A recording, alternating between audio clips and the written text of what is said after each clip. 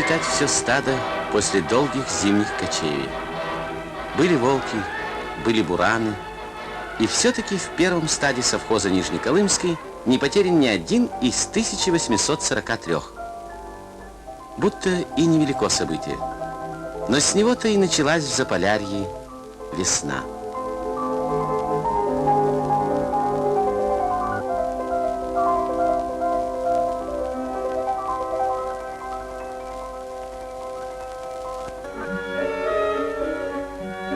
Попугаи живут сотни лет. Этот попал к Терентию Васильевичу в клетку на московском птичьем базаре. Но и он не видывал древних мамонтовых клыков, из которых Терентий Васильевич создает искусство.